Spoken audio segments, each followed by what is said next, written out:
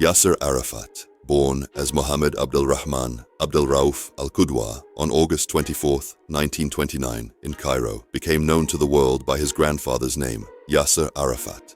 Arafat's childhood unfolded in the historic streets of Jerusalem. While many details about his family remain shrouded in mystery, this ambiguity added a unique dimension to his leadership career. In his youth, Arafat pursued an education in engineering and was actively involved in groups like the Muslim Brotherhood.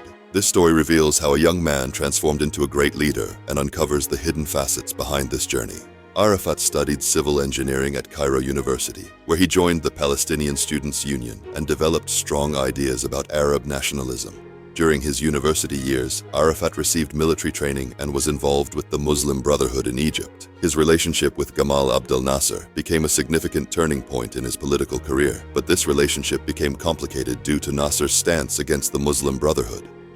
In 1959, Arafat founded the Fatah movement in Kuwait, launching an independent initiative to advocate for the Palestinian cause. During this period, he worked as an engineer in Kuwait, strengthening his financial position. The establishment of the Palestine Liberation Organization, PLO, in 1964 marked a significant step towards unifying the Palestinian people under one umbrella. After the Six-Day War in 1967, Arafat became recognized as the leader of the PLO and the legitimate leader of the Palestinian movement.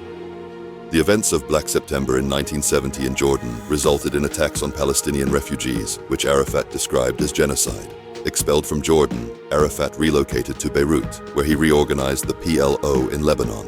In 1982, following Israel's invasion of Beirut, Arafat was forced into exile in Tunisia. These challenging years further solidified Arafat's leadership skills and made him a symbol of the Palestinian cause. The First Intifada, which began in 1987, became a symbol of the Palestinian people's resistance against Israel. During this period, Arafat advocated for a resistance based on stones rather than weapons, prohibiting the use of firearms. The declaration of the State of Palestine in 1988 marked the beginning of a new era in the Palestinian movement. This was a turning point for the Palestinian people and a historic step forward under Arafat's leadership.